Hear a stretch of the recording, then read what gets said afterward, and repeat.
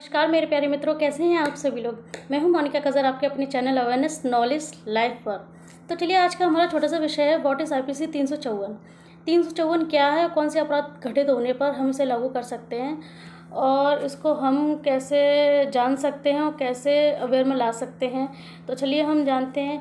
विषय शुरू स्टार्ट करने से पहले मैं छोटा सा एक मंत्र कहना चाहूँगी जो देवी माता के ऊपर है।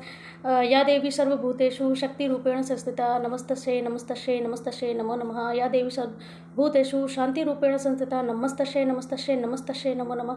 या देवी सर्वभूतेषु ज्योति रूपेण संस्थिता नमस्तस्यै नमस्तस्यै नमस्तस्यै नमो नमः। तो चलिए हम आज का विषय स्टार्ट करते हैं। What is IPC 354। 354 क्या है, तो चलिए आइए हम जानते हैं। आज के समय में किसी भी महिला के प्रति जो छेड़छाड़ होती है, गलत नीयत से छूना उस महिला को, यह सब कानूनी अपराध में आता है। 354 4 भागों में बांटा गया है।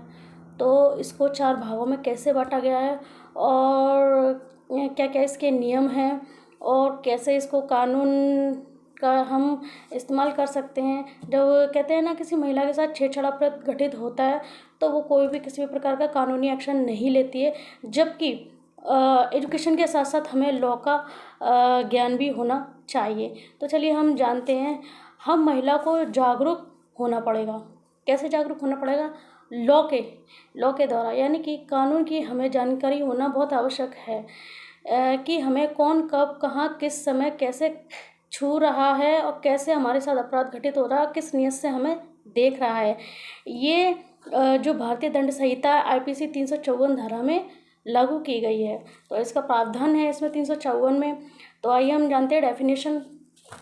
354 की आईपीसी जो धारा है, स्त्री की लज्जा भंग करने के आशय से उस पर हमला या आपराधिक बल का प्रयोग, आईपीसी सेक्शन 354 असॉल्ट और क्रिमिनल हर मॉडेस्टी, यह गैर जमानती संज्ञेय अपराध है और किसी भी मजिस्ट्रेट द्वारा विचारणीय है। यह अपराध समझौता करने योग्य नहीं है। तो इसके 4 भाग हैं। आईपीसी 354 का, आईपीसी 354 खा, आईपीसी 354 गा, आईपीसी 354 गा। तो हम जानते हैं कि आईपीसी 354 का क्या है। हाँ, आईपीसी 354 के जानते हुए ये धारा कह रही है, स्त्री की लज्जा भंग करने के लिए इस धारा 354 में दंड दिया जाता है, यानी कि sexual harassment and physical attachment, demand और सेक्सुअल एंड इसके लिए पनिशमेंट क्या दी गई है? 354 के लिए पनिशमेंट दी गई है। ये अपराध संज्ञेय है, यानी कि कॉग्नाइजेबल है और इसकी जो सज़ा है ये कारावास है, जो 3 वर्ष तक हो सकती है और जुर्माना, ये दोनों हो सकती है। तो इसके लिए 354 के लिए क्या प्रावधान दिया गया है वो आपको मैंने बता दिया गया है। कारावास है जो 3 वर्ष तक का हो सकता है प्लस साथ में जुर्माना भी हो सकता है। तो आइए हम दूसरी धारा को जानते हैं। 354 ख यानी कि बी, किसी स्त्री की विवस्त्र या नग्न करने की आशय से यह आपराधिक बल का प्रयोग करना, ये 354 ख में बताया जा रहा है। अब इसके प्रति क्या दंडनीय है और यह अपराध भी संज्ञेय है। और तो इसके लिए हम अपराध जानते हैं क्या है कि देखिए, इसके लिए 7 ईयर्स का कारावास है और जो 1 वर्ष तक का हो सकेगा या जुर्माना है। 7 ईयर्स का दे रखा है, लेकिन 1 साल के लिए कारावास और जुर्माना दोनों आवश्यक है इसमें। 354 हम खा जान चुके हैं क्या है। अब हम आते हैं 354 ग। आईपीसी की 354 ग में ये बता रखा है कि ताक झांक या छिपकर देखना, कोई व्यक्ति किसी महिला को देखना या फिर एक निगाह से देखे चले जाना, वो भी एक अपराध में आता है। यदि होता है ना, हम कहीं जाते हैं बट कहते हैं ना प्रकृति की सुंदरता नारी है, तो उसको देखे बिना हर कोई मानता नहीं है, बट कोई आपको देखे वो भी अपराध है। यदि आपको कोई छेड़े तो उसको छोड़ो नहीं। इसीलिए लॉ की जानकारी आप लोगों को होना बहुत आवश्यक है। एंड इसके लिए क्या सज़ा मानी गई है इसे हम जानते हैं। पहले दोष सिद्धि के लिए कारावास, दोष सिद्ध हो चुका है उसके लिए 1 वर्ष का 1 वर्ष से कम कम नहीं किंतु 3 वर्ष तक का हो सकेगा, प्लस साथ में जुर्माना भी।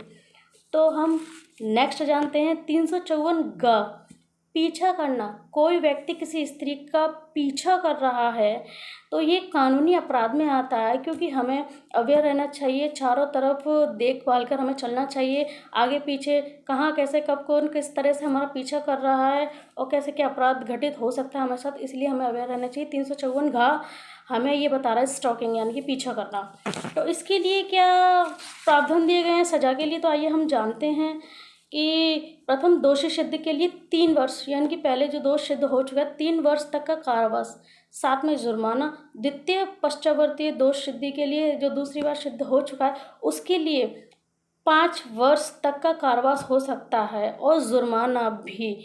यानी कि आप अब जान गए हैं, पनिशमेंट भी जान गए, 354 भी जान गए थे कि 354 की जो आईपीसी की धारा है कब कहाँ किस तरह से लागू की जा सकती है, किस तरह से आप इसको जान सकते हैं, अवेयर हो सकते हैं। इसलिए मेरी प्रार्थना है आप सभी लोगों से, लेडीज़ों से, लड़कियों से और माँ बहन और बेटियों से, फ्रेंड्सों से कि प्लीज़ इस 354 का को और खा को और गा को और घा को पूरी तरह से अच्छी तरह से सीखिए और जानिए और अपना ध्यान रखिए, सेल्फ अवेयर होइए। सबसे बड़ी बात है इस दुनिया में, सबसे बड़ी चीज़ है कि आप कितने भी अच्छे पोस्टों पर पहुंच जाओ, उसके साथ साथ हमें जीवन में जागरूक होना बहुत आवश्यक है, चाहे वो अपने जीवन के प्रति हो, चाहे जीवन की सुरक्षा के प्रति हो।